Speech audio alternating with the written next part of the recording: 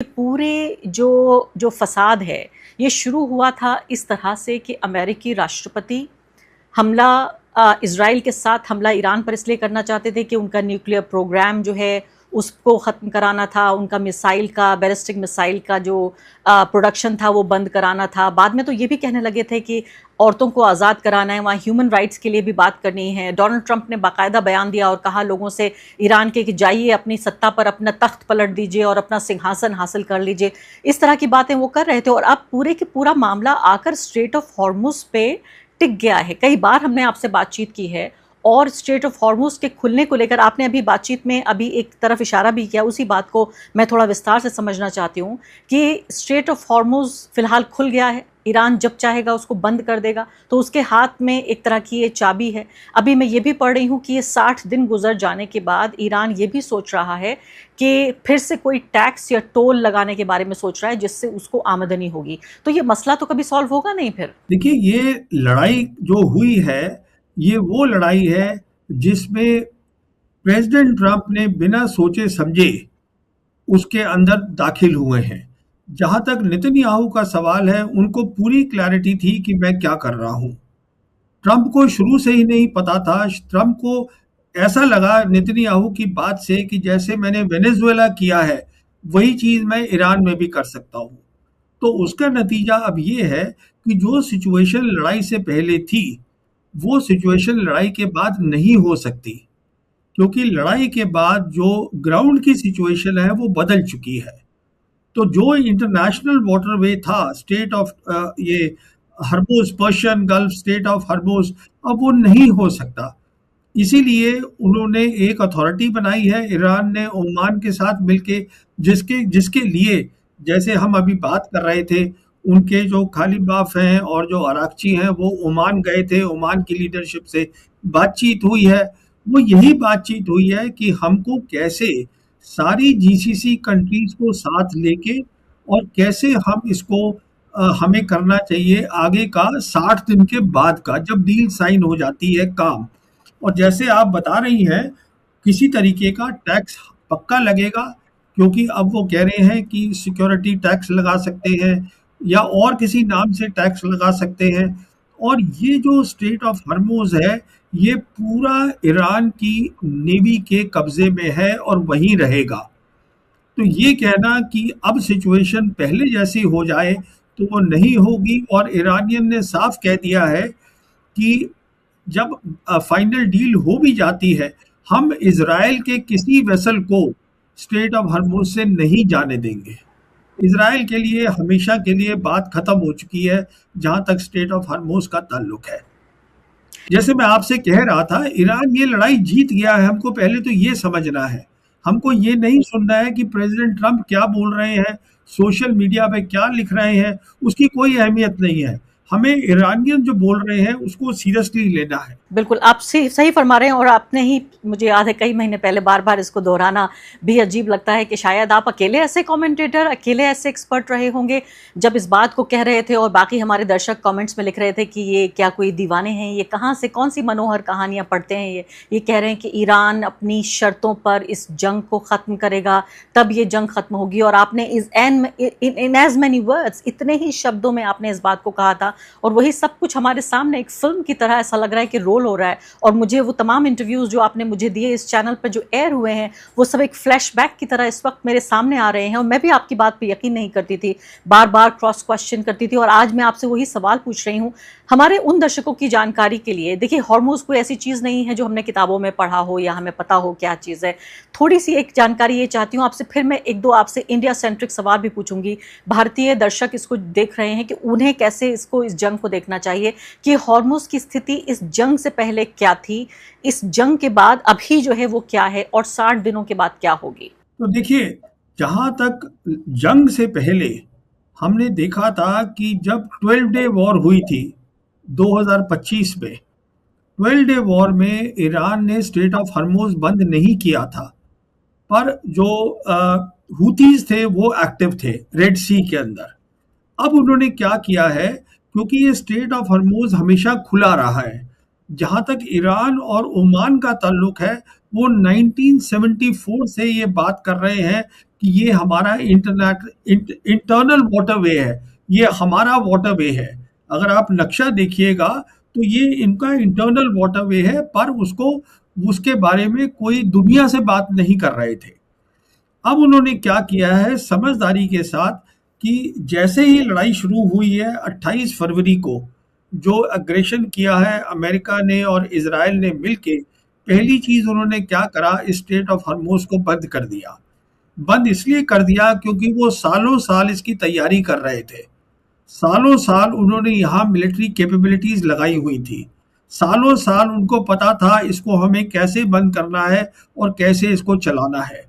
और फिर उसके बाद उन्होंने ये पब्लिकली डिक्लेयर कर दिया ईरान ने कि ये हमारी वाटरवे है, ये हमारी टेरिटरी है, और अब हम जो है इस हमारी टेरिटरी है तो हम तय करेंगे हमें क्या करना है। क्योंकि दुनिया आज मल्टीपोलर हो चुकी है, दो बड़ी ताकतें रशिया और चाइना, उन्होंने भी पब्लिकली ये फिर कह दिया कि ये ईरान की टेरिटरी है, स्ट्रेट ऑफ हॉर्मुज। तो अभी प्रेसिडेंट ट्रम्प जो भी बोलते रहते हैं कि मैं उसको उड़ा दूंगा या वो फ्री हो जाएगा, तो ऐसा कुछ नहीं होगा। वो सिर्फ 60 दिन के लिए है, वो तब तक के लिए है जब तक फाइनल डील साइन नहीं होती। और जैसे मैं आपको बता चुका हूँ, अमेरिका के पास कोई मिलिट्री ऑप्शन है नहीं। वो प्रेसिडेंट ट्रम्प चाहते हैं कि मैं जल्दी से जल्दी इस लड़ाई से बाहर निकलूं। तो जीती हुई पार्टी जो होती है वो तय करती है क्या करना है। तो हम देखेंगे अगले 60 दिन, या ये और भी एक्सटेंड होता है तो हम देखेंगे कि रीजनल प्लेयर्स और ईरान और उनको सपोर्ट करते हुए चाइना और रशिया, वो तय करेंगे कि वेस्ट एशिया में क्या होगा। सिर्फ आउटसाइड कंट्री जो इन्वॉल्व होगी इसमें पूरी तरीके से शामिल होगी, वो है पाकिस्तान। तो हिंदुस्तान को समझना है, क्योंकि हमारे बहुत सारे यहाँ पर इम्पोर्टेंट रीजंस हैं कि हमें वेस्ट एशिया में हमारे वो वर्कर्स काम करते हैं, हमारा यूएई के साथ बहुत, हम वहाँ से तेल लेते हैं, गैस लेते हैं, एलएनजी लेते हैं। तो हमारे को समझना है कि दुनिया कितनी बदल चुकी है और हमको उसी हिसाब से अपनी फॉरेन पॉलिसी को एडजस्ट करना चाहिए। बिल्कुल। लाखों की तादाद में जो लोग खाड़ी के देशों में, गल्फ में काम करते हैं, भारतीय, वो भी बहुत चिंतित हैं इस वक्त, क्योंकि इस बदलती दुनिया का कैसे सेंस बनाएं कि जो वो काम कर रहे थे, उस काम करने की जो शर्तें थीं और जो रिश्ता था उनका और उस देश का जो उनका होस्ट कंट्री है और बाकी जो उनका अपना खुद का कंट्री है, उस सब के बीच जो रिश्ते बदल रहे हैं। मुझे लगता है एक बड़ी बहस आपके साथ इस पर भी करनी पड़ेगी। बहस से ज़्यादा जानकारी उन लोगों के लिए जो लोग ये समझना चाहते हैं कि आखिर आने वाले 5 साल कैसे होंगे। लेकिन मैं फ़िलहाल भारत की फॉरेन पॉलिसी पे 2 सवाल आपसे पूछना चाहती हूँ इस पूरी वॉर के मद्देनज़र। देखिए, सबसे बड़ी बात तो ये समझना होगा कि we have missed the bus. जो हमारे पास एक मौका था वो हम गंवा चुके हैं, क्योंकि हम एक साइड ले चुके हैं। हम जंग से, जब ये शुरू हुई पहला अटैक फरवरी के महीने में, उससे कुछ घंटे पहले ही हमारे नेता नरेंद्र मोदी जी वो इजराइल गए थे और वहाँ की संसद में जाकर उन्होंने इजराइल के साथ जिस तरह का भाईचारा दिखाया, मदरलैंड फादरलैंड वाला वो स्टेटमेंट भूला नहीं जा सकता। इसका मतलब पहले ही उन्होंने साइड ले ली थी, लेकिन कुछ कोर्स करेक्शन तो किया है। ये बात तो आपको माननी पड़ेगी साहनी जी कि जो ये सोच रहा था, भारत भी पूरी दुनिया की तरह, सिर्फ भारत की बात नहीं है, अमेरिका भी सोच रहा था, बाकी दुनिया भी सोच रही थी कि ईरान 3 दिन की कहानी है, तो इसलिए वो इजराइल के साथ खड़े हो गए अपना राष्ट्र हित देखते हुए। लेकिन जब ये लड़ाई लंबी खिंचती चली गई तो भारत ने भी कोर्स करेक्शन तो किया है। क्या कोर्स करेक्शन किया है बताइए। इस तरह से कि मतलब जो हमारे फॉरेन सेक्रेटरी थे उन्होंने जाके, जब खामनेई साहब की जब हत्या कर दी गई, तो जाके डायरी में मैसेज लिखा। इसके बाद जो अटैक हो रहे थे उसके बाद उसमें भी ये कहा कि शांति होनी चाहिए। और अभी डोनाल्ड ट्रंप से भी जो उन्होंने मुलाकात की उसमें भी शांति की एक भावना के तौर पर वो सामने आए। देखिए, ऐसा है कि 28 तारीख को फरवरी लड़ाई शुरू हुई है। 25 तारीख को प्रधानमंत्री इजराइल में थे और उन्होंने वही सब बातें बोली जो आप बता रही हैं मुझे। अच्छा, जहाँ तक ईरान का ताल्लुक है, मेरी तो नज़र में है नहीं, मैंने कहीं रिपोर्ट कोई पढ़ी नहीं है कि प्रधानमंत्री ने, जो अली खमेनी है, जो उनके सुप्रीम लीडर है, जिसको असैसिनेट करा गया, जिसको धोखे से मारा गया, उसके बारे में कोई कंडोलेंस जाहिर करी। नहीं, प्रधानमंत्री ने नहीं किया। हाँ, तो देखिए ना, फिर आप बात को समझने की कोशिश करिए। मैं जो आपको कह रहा हूँ और आपके दर्शकों को भी कह रहा हूँ, हमने कोई कोर्स करेक्शन नहीं करा है। अभी भी, आज भी, जैसे आप और मैं बात कर रहे हैं, डिफेंस मिनिस्टर इजराइल के हिंदुस्तान में है, हमारे डिफेंस मिनिस्टर से उनकी बातचीत हो रही है कि कैसे हमारे रिश्ते और मजबूत होने चाहिए। तो मुझे समझ में नहीं आता कैसे हम कोर्स करेक्शन कर रहे हैं। अगर ईरान हमसे अच्छी तरीके से बात कर रहा है तो वो सिर्फ इसलिए बात कर रहा है क्योंकि हिंदुस्तान और ईरान एक सिविलाइजेशन है, जो दोनों एक दूसरे की पहचान बहुत पुरानी है। इसलिए इसलिए नहीं बातचीत कर रहे हैं कि हमारी सरकार के कारण, इसलिए बातचीत कर रहे हैं क्योंकि ब्रिक्स के वो भी मेंबर हैं, एक बहुत वाइज लोग हैं, समझदार लोग हैं। तो मैं समझता हूँ हमें कोर्स करेक्शन करने की ज़रूरत है। और शुरुआत अगर हम समझ रहे हैं न्यू वर्ल्ड ऑर्डर को, तो हमारी शुरुआत पाकिस्तान से होनी है, हमारी शुरुआत चीन से होनी है, यहाँ से हमें शुरुआत करनी है। क्योंकि जैसे कि आज न्यू वर्ल्ड ऑर्डर के तहत वेस्ट एशिया में रीजनल प्रॉब्लम का रीजनल सॉल्यूशन निकल रहा है, वैसे ही भी हमें साउथ एशिया में रीजनल प्रॉब्लम की रीजनल सॉल्यूशन चाहिए। अमेरिका हमें यहाँ नहीं चाहिए। हमें अपनी फॉरेन पॉलिसी अमेरिका के साथ नहीं जोड़नी है, जो हमने जोड़ रखी है पूरी तरीके से इजराइल के साथ जोड़ रखी है। इजराइल आज जेडी वैंस ने कहा है खुलेआम, जो उपराष्ट्रपति हैं अमेरिका के, कि जेडी उन्होंने ये कहा है कि इजराइल को आज पूरी दुनिया में अमेरिका के अलावा कोई भी उनके साथ नहीं खड़ा है। वो बताना भूल गए कि हिंदुस्तान खड़ा है इजराइल के साथ।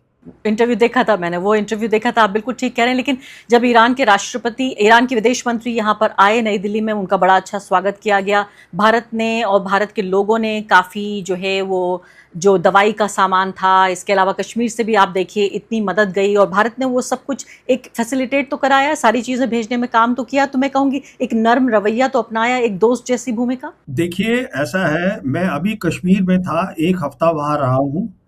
वहाँ पर आप जगह जगह जाइएगा तो वहाँ पर अली खमेनी की बड़ी बड़ी वहाँ उन्होंने पोस्टर्स लगाए हुए हैं, ईरान के फ्लैग चल रहे हैं, और ईरानियंस ने स्पेशल थैंक यू बोला है जम्मू कश्मीर के लोगों को, और उन्होंने थैंक यू बोला इंडिया के लोगों को। पर फिर बाद में उनको बताया गया होगा तो उन्होंने वो हटा के इंडिया सिर्फ कर दिया, उन्होंने जम्मू कश्मीर को अलग नहीं रखा, क्योंकि हम कहते हैं JNK is part of India, हमारा हिस्सा है। तो मैं आपसे वही कहूँगा, जब ब्रिक्स की समिट हो रही है, वहाँ पे अरागची आएंगे और बाकी और नुमाइंदे आएंगे, अरे भाई उनको तो हम होस्ट हैं, उनको तो स्वागत करना ही है, उसमें कौन सी नई बात है। मेन बात ये होती है कि क्या हमने उनके जो सुप्रीम लीडर थे उनको आज तक प्रधानमंत्री ने ये बोला है कि हाँ हम उसका हमें अफसोस है? क्या हमने बोला है कि ये अग्रेशन जो है इजराइल ने किया था? क्या हमने बोला है कि इजराइल ने क्या क्या गाजा में किया है और जो कर रहा है? आप जानती हैं गाजा में सीज फायर है 1 साल से, और उसके बावजूद जो है इजराइल ने वहां पर 1000 से ज्यादा लोगों को मार दिया है। इसीलिए देखिए आज लेबनान के लिए एक अलग डी कॉन्फ्लिक्ट सेल बनाया गया है। इसका मतलब ये नहीं है कि ईरान जो है वो गाजा को भूल गया है, पैलेस्टाइन को भूल गया है।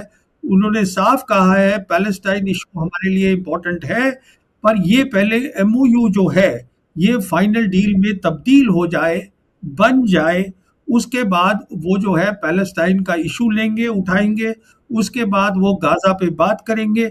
और मैं आपके दर्शकों को ये भी बताना चाहूँगा, चाइना ने इसके लिए पैलेस्टाइन के लिए बहुत सारा पहले से ही काम करके रखा हुआ है। उन्होंने काम ये किया है कि 2025 के अंदर, याद करिएगा, 14 पैलेस्टीनियन ग्रुप जिसमें फतेह और हमस भी थे, वो चाइना के अंदर, चाइना उनको सबको एक साथ लाया था, इसलिए लाया था, बोला था कि ये हम बना रहे हैं एक पैलेस्टीनियन गवर्नेंस स्ट्रक्चर। तो वो उनको इकट्ठा किया था उस, क्योंकि चाइना बार बार बोल रहा है कि पैलेस्टीनियन 2 स्टेट सोल्यूशन रिक्वायर्ड है, ईस्ट जेरूसलम कैपिटल होना चाहिए। कहने का मतलब ये है ये मसला अभी ख़त्म नहीं हुआ है। ये मसला मैं समझता हूँ न्यू वर्ल्ड ऑर्डर में, जहाँ रीजनल कंट्रीज़ का ज़्यादा दबाव होगा, उनकी सोच होगी, उनका काम होगा। अमेरिका यहाँ से जब निकलेगा बाहर, उसकी बेसिस कम होंगी वेस्ट एशिया से। फिर 2 मल्टीपोलर वर्ल्ड है, 3 बड़ी ताकतें हैं, चाइना और रशिया सपोर्ट करती हैं पैलेस्टाइन को। तो मुझे बहुत उम्मीद है कि जो काम नहीं हो पाया आज तक, जो कोल्ड वॉर में नहीं हो पाया, जो यूनिपोलर वर्ल्ड में नहीं हो पाया, वो अब हो सकता है। और जब तक पैलेस्टीनियन का मामला शुरू नहीं होगा, इज़राइल अपनी हरकतों से बाज नहीं आएगा। इज़राइल तब तक सोचता रहेगा कि ग्रेटर इज़राइल हम बना सकते हैं, और इसमें कोई शक और शुबा नहीं होना चाहिए। हम अपनी फॉरेन पॉलिसी की बात कर रहे हैं। हमारी फॉरेन पॉलिसी साफ दिखा रही है, हम अपने रिश्ते इज़राइल के साथ मजबूत कर रहे हैं, कमज़ोर नहीं कर रहे हैं। जी हाँ, बिल्कुल। और साफ साफ बात ये भी है कि आप देखिए, आप फिलिस्तीन का आपने जिक्र किया, कई एक्सपर्ट इसी चैनल पर ये कह चुके हैं कि इस पूरे खित्ते में शांति जब तक नहीं लौटेगी तब तक ये पूरा खित्ता जलता रहेगा, जब तक कि फिलिस्तीन के मुद्दे का हल नहीं होगा। अभी अब हम और आप बात कर रहे हैं, इसराइल ने आप देखिए लेबनान में 4 लोगों को मार दिया। इसराइल के एक्सपर्ट ये कह रहे हैं कि डी लिंक कीजिए आप लेबनान और ईरान के साथ ये जो पीस टॉक्स चल रही है, यानी कि लेबनान में हमें कत्लेआम की इजाज़त दीजिए और साथ साथ ईरान के लिए आप बातचीत भी करते रहिए। और सबसे बड़ी बात भारत के मद्देनजर तो प्रवीण साहनी जी, और इसी पर बात खत्म भी करूंगी मैं, कि जब अमेरिका बातचीत कर रहा है ईरान से और अमेरिका पूरे खित्ते में जाकर रीच आउट कर रहा है, तो भारत को अगर अमेरिका का दोस्त भी मान लें, तो जब दोस्त बातचीत कर रहा है, वो पीस टॉक्स कर रहा है, तो आखिर भारत को क्यों एतराज होना चाहिए? भारत के नेताओं को, विदेश मंत्री को, प्रधानमंत्री को एतराज क्यों होना चाहिए? बहुत बहुत शुक्रिया आपका प्रवीण साहनी जी इस बातचीत में हिस्सा लेने के लिए और हमारे दर्शकों तक ये पूरा आकलन पहुंचाने के लिए। शुक्रिया।